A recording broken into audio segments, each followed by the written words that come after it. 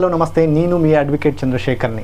మిత్రులారా, మనం uniform civil code గురించి చర్చించుకోవడం జరుగుతుంది. మిత్రులారా, యూనిఫామ్ సివిల్ కోడ్ వల్ల భారతీయ జనతా పార్టీకి వచ్చే లాభాలు ఏమిటి, యూనిఫామ్ సివిల్ కోడ్ ఇంప్లిమెంట్ చేయడం వల్ల మైనారిటీ వర్గాలకు వచ్చే నష్టం ఏమిటి, ఇది మనం చర్చించుకుందాం. మిత్రులారా, వీడియోను కంటిన్యూస్గా చూస్తూనే ఉండండి, స్కిప్ చేయకుండా దయచేసి. రైట్ మిత్రులారా, యూనిఫామ్ సివిల్ కోడ్ అనేది ఇప్పటి నుంచి కాదు, భారత రాజ్యాంగం రాసేటప్పుడే బాబాసాహెబ్ అంబేద్కర్, కేఎం మున్షి, కృష్ణస్వామి అయ్యంగర్ వీళ్ళు యూనిఫామ్ సివిల్ కోడ్ అనేది భారతదేశానికి ఖచ్చితంగా అవసరము అని నొక్కి ఒక్కానించడం జరిగింది మిత్రులారా.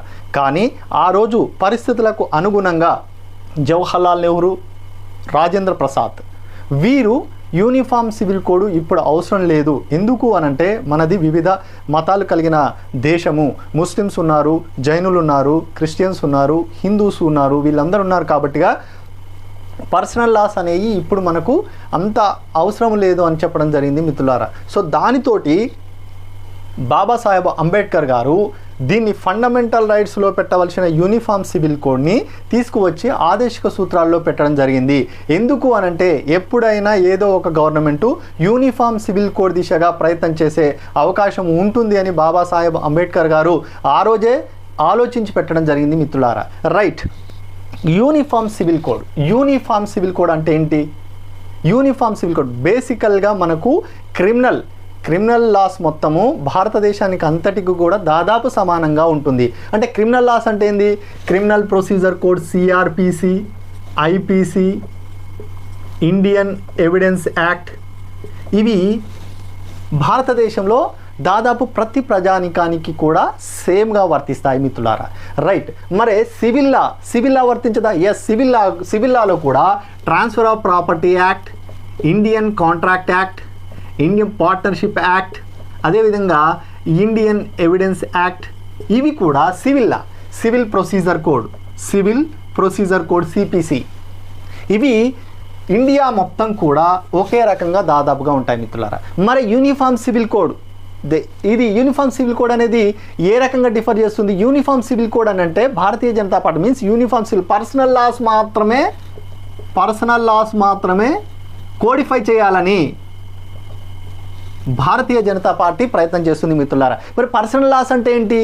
పర్సనల్ లాస్ అంటే మిత్రులారా, మొత్తము ఒకటి మ్యారేజ్ వివాహము, adoption, maintenance,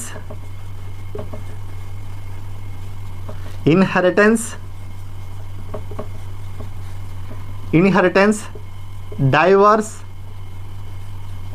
divorce, partition. So వీటికి సంబంధించింది మాత్రమే భారతీయ జనతా పార్టీ ఇంప్లిమెంట్ చేయాలని చూస్తుంది మిత్రులారా.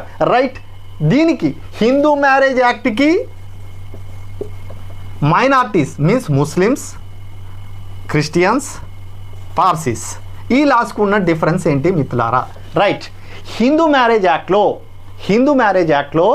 1955 ప్రకారము ఎవరైనా మహిళ తన భర్త నుంచి డైవర్స్ కావాలని అంటే దానికి ఒక ప్రొసీజర్ ఉంటుంది మిత్రులారా. దానికి చాలా టైం ఉంటుంది. సెక్షన్ 13 హిందూ మ్యారేజ్ యాక్ట్ ప్రకారం మ్యూచువల్ కన్సెంట్ అయినా వేసుకోవచ్చు, లేదు అని అంటే ఏమైనా క్రియాలిటీ బేస్ గ్రౌండ్ మీదనైనా డైవర్స్ వేసుకోవచ్చు. సో ఇలా డైవర్స్ వేసుకోవడం వల్ల మరి ఈమెకు హిందూ మహిళకు వచ్చే బెనిఫిట్ ఏంది? ఈమెకు మెయింటెనెన్స్ వస్తుంది, మనోవర్తి, అదేవిధంగా ఇన్హెరిటెన్స్, పార్టీషను, ఆమె ఆస్తిలో వాటా కోరుకోవచ్చు. సో ఇవన్నీ కొన్ని బెనిఫిట్స్ ఉన్నాయి. సో అదేవిధంగా హిందూ మ్యారేజ్ యాక్ట్లో మోనోగమి ఉంటుంది, అంటే ఒకే భార్యను చేసుకునే అవకాశం ఉంటుంది. మరి ముస్లిమ్స్లో పాలిగమి ఉంటుంది. సో ఇవన్నీ కూడా డిఫరెన్స్ ఉన్నాయి. ముస్లిమ్స్ మహిళలకు పార్టీషన్ తక్కువ వర్తిస్తుంది. ముస్లిం మీన్స్ భర్తలలో బహుభార్యత్వం ఉంటుంది. వాళ్ళు ఒకటి కంటే ఎక్కువ వివాహాలు చేసుకోవచ్చు. వాళ్ళకు మనోవర్తి ఉండదు. వాళ్ళలో పార్టీషన్ చేసుకున్నా కానీ తక్కువ షేర్ రావడం జరుగుతుంది మిత్రులారా. సో ఇవన్నీ కూడా కోడిఫై చేయడం వల్ల పర్సనల్ లా ఎక్స్క్లూజివ్గా పర్సనల్ లాస్ను మాత్రమే భారతీయ జనతా పార్టీ కోడిఫై చేయడం జరుగుతుంది మిత్రులారా. రైట్, మరే దీనివల్ల బెనిఫిట్ ఏంటి? దీనివల్ల మైనారిటీ మహిళలకు వచ్చే బెనిఫిట్ ఏంటి? రైట్, మైనారిటీ మహిళల్లో సమానత్వం అనేది లేదు. మన హిందువులలో అఫ్కోర్స్ లాపరంగా ఉంది 100%, బయట కూడా దాదాపు 90% ఉంది, ఒక 10% మేబీ లేకపోవచ్చు కాక. సో ఇక్కడ ఎందుకు వాళ్ళు తీసుకురావడం జరుగుతుంది అని అంటే ముఖ్యంగా ముస్లిమ్స్ మహిళలు ఇంకా వెనుకబడి ఉన్నారు. ముస్లిమ్స్ మహిళల్లో అదే ఈ యాక్ట్ తీసుకురావడం వల్ల, పర్సనల్ లా సేమ్ ఉండడం వల్ల, కోడిఫై చేయడం వల్ల కొద్ది మేర బెనిఫిట్ జరిగే అవకాశం ఉంది. మరి ఇది భారతీయ జనతా పార్టీనే ఎందుకు తీసుకువస్తుంది అని అంటే భారతీయ జనతా పార్టీకి ముస్లిమ్స్ మైనారిటీస్ నుంచి, ముస్లిమ్స్ ఆర్ క్రిస్టియన్స్ నుంచి దాని యొక్క ఓట్ బ్యాంకింగ్ చాలా చాలా తక్కువగా ఉంటుంది మిత్రులారా. రైట్, మరి చాలా చాలా తక్కువగా ఉండడం వల్ల ఒక భారతీయ జనతా పార్టీ మాత్రమే ఈ యూనిఫామ్ సివిల్ కోడ్ను తీసుకొచ్చే ప్రయత్నము ఇప్పుడు కాదు, రేపు భవిష్యత్తులో కూడా ఈ భారతీయ జనతా పార్టీ మాత్రమే చేయగలుగుతుంది మిత్రులారా. రైట్, మరి ఇండియన్ నేషనల్ కాంగ్రెస్ పార్టీ ఎందుకు చేయదు? అవునన్నా కాదన్నా మైనార్టీ ఓట్ బ్యాంకింగ్ దాదాపుగా ఇండియన్ నేషనల్ కాంగ్రెస్కు మాత్రమే దాదాపుగా ఓట్ షేరింగ్ ఉంటుంది మిత్రులారా. సో మరి భారతీయ జనతా పార్టీ తీసుకురావడం వల్ల దానికి ఏమన్నా మైనార్టీ ఓట్ బ్యాంకింగ్ ఇటు రావడం జరుగుతుందా? ఎస్, వస్తుంది. ఎందుకు అనంటే ముస్లిమ్స్ జనాభా, పురుషుల జనాభా భారతీయ జనతా పార్టీకి ఓట్లు వేయకపోవచ్చు గాక, కానీ మహిళల జనాభా మాత్రము, అందులో చదువుకున్న జనాభా దాదాపు భారతీయ జనతా పార్టీ యొక్క ఈ పర్సనల్ లాస్ని, ఈ యూనిఫామ్ సివిల్ కోడ్ని తీసుకురావడం జరుగుతుంది. కాబట్టిగా కొద్ది మేరకైనా సరే ఓటు బ్యాంకింగ్ అనేది డైవర్షన్ జరిగే అవకాశం ఉంది అని వాళ్ళు చిన్న ప్రయత్నం చేస్తున్నారు మిత్రులారా. రైట్, మరి యూనిఫామ్ సివిల్ కోడ్ తీసుకురావడం వల్ల భారతదేశానికి ఏమైనా లాభం ఉందా? ఉంది. నేషనల్ ఇంటిగ్రిటీ అనేది వస్తుంది మిత్రులారా. నేషనల్ ఇంటిగ్రిటీ, మనం అందరం సమానము, దేశము అంతా ఒక్కటే అనే భావన కలుగుతుంది. మరి దీనివల్ల నష్టం లేదా? ఎస్, నష్టము కూడా ఉంటుంది. ఏ రకంగా అంటే ముస్లిమ్స్ మా హక్కులను వీళ్ళు కూలదోస్తున్నారు. మెజారిటీ అయిన హిందూ ప్రజలు, హిందూ సమాజము మా హక్కులను కూలదోస్తున్నారు.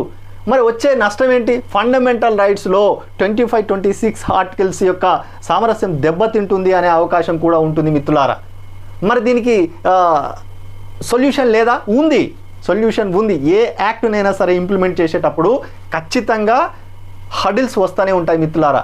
వీటిని అన్నిటిని కూడా 1 by 1 ఫస్ట్ ఇంప్లిమెంట్ చేయనియండి. ఏ రకంగా ఉంటుంది? రైట్, దీనికి సంబంధించి ఒకవేళ మీకు ఫండమెంటల్ రైట్స్ దెబ్బతింటే సుప్రీంకోర్టు ఇన్వాల్వ్ అవుతుంది. సో అటు ఏమైనా ఇబ్బంది కలిగితే అమెండ్మెంట్స్ చేసుకోవచ్చు. ఈ రకంగా మనం చేసుకోవచ్చు. రైట్, భారతీయ జనతా పార్టీ ఇంకొకటి ఎందుకు భారతీయ జనతా పార్టీని యూనిఫామ్ సివిల్ కోడ్ని ఇంప్లిమెంట్ చేస్తుందంటే వాళ్ళకు వాళ్ళ మేనిఫెస్టోలో 3 ఉండడం జరిగింది. నెంబర్ 1 రామ మందిరం నిర్మాణం, నెంబర్ 2 ఆర్టికల్ 370 రద్దు, నెంబర్ 3 యూనిఫామ్ ఉమ్మడి పౌర స్మృతిని ఇంప్లిమెంట్ చేయడం. రైట్, రామ మందిర నిర్మాణంలో ఇబ్బందులు ఏం లేవు, ఆర్టికల్ 370 రద్దు చేయడం వల్ల ఇబ్బందులు ఏం లేవు, యూనిఫామ్ సివిల్ కోడ్ తీసుకురావడం వల్ల కూడా ఇబ్బందులు జరగవనే భారతీయ జనతా పార్టీ తీసుకురావడానికి ప్రయత్నిస్తుంది మిత్రులారా. రైట్, రామ మందిరాన్ని నిర్మించడం వల్ల భారతీయ జనతా పార్టీకి వచ్చిన లాభం ఏమీ లేదు. ఆర్టికల్ 370 రద్దు చేయడం వల్ల భారతీయ జనతా పార్టీకి వచ్చిన లాభం ఏం లేదు. కానీ యూనిఫామ్ సివిల్ కోడ్ను ఇంప్లిమెంట్ చేయడం వల్ల భారతీయ జనతా పార్టీ ముస్లిం మహిళల యొక్క ఓట్లను ఆశించడం జరుగుతుంది మిత్రులారా. ఎస్, ముస్లిం ఓట్లను ఆశించడం జరుగుతుంది. కొద్ది మేరకైనా ముస్లిమ్స్ ఓట్లు మాకు కన్వర్ట్ అవుతాయనే ఆశలో వాళ్ళు ఉన్నారు. ఫర్ ఎగ్జాంపుల్ ట్రిపుల్ తలాక్ రద్దు చేయడం వల్ల ఉత్తరప్రదేశ్లో కొద్ది మేర ముస్లిం మహిళల ఓట్లు అక్కడ భారతీయ జనతా పార్టీ ఎమ్మెల్యే అభ్యర్థులకు వెళ్ళడం జరిగింది మిత్రులారా. సో అక్కడ కొద్ది మేరకు జరిగింది. యూనిఫామ్ సివిల్ కోడ్ను తీసుకురావడం వల్ల భారీగా ఓటు బ్యాంకింగు, ముస్లిం మహిళల యొక్క ఓటు బ్యాంకింగు భారతీయ జనతా పార్టీకి వచ్చే అవకాశం ఉన్నది. కాబట్టిగా భారతీయ జనతా పార్టీ దీనిని ఇప్పుడు ఇంప్లిమెంట్ చేయడం జరుగుతుంది మిత్రులారా. అదే ఇండియన్ నేషనల్ కాంగ్రెస్ పార్టీ ఒకవేళ ఇంప్లిమెంట్ చేస్తే దానికి జరిగే నష్టం ఏంటి అని అంటే పురుషుల ఓట్లు దానికి తగ్గే అవకాశం ఉంటుంది.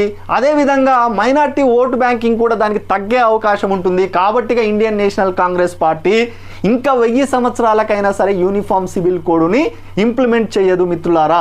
ఓన్లీ భారతీయ జనతా పార్టీ మాత్రమే యూనిఫామ్ సివిల్ కోడ్ని ఇంప్లిమెంట్ చేసేందుకు ప్రయత్నం చేస్తుంది. అది ఈసారా, నెక్స్ట్ టైమా, ఇంకొక నెక్స్ట్ టైమా కానీ ఖచ్చితంగా చేసే అవకాశం ఉంది. వాళ్ళు చెప్పేది ఏంటంటే భారతదేశం ఫర్ ఎగ్జాంపుల్ ఒకే దేశము ఒకే ఆధార్, ఒకే దేశము ఒకే చట్టము, ఒకే దేశము ఒకే రేషన్, ఒకే దేశము ఒకే పెన్షన్, ఒకే దేశము ఒకే పన్ను. సో ఈ రకంగా ఉన్నాయి కాబట్టిగా ఇప్పుడు ఒకే దేశము ఒకే చట్టం తీసుకురావడం వల్ల వేరే దేశాలు కూడా భారతదేశాన్ని ఆదర్శంగా తీసుకునే అవకాశం ఉంటుందని భారతీయ జనతా పార్టీ భావిస్తుంది అనుకుంటున్నాను మిత్రులారా.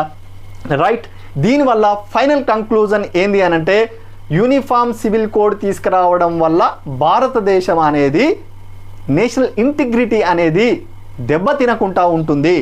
యూనిఫామ్ సివిల్ కోడ్ తీసుకురావడం వల్ల అవునన్నా కాదన్నా భారతీయ జనతా పార్టీకి ముస్లిమ్స్ మహిళల యొక్క ఓటు బ్యాంకింగు వాళ్ళకు భారతీయ జనతా పార్టీకి ఓటు రూపంలో బ్యాలెట్ బాక్స్లో పడే అవకాశం ఉంది మిత్రులారా. ఇది యూనిఫామ్ సివిల్ కోడ్ వెనక ఉన్న రహస్యము. ఇది మీ అందరికీ అర్థమైందని నేను భావిస్తున్నాను. Thank you one and all.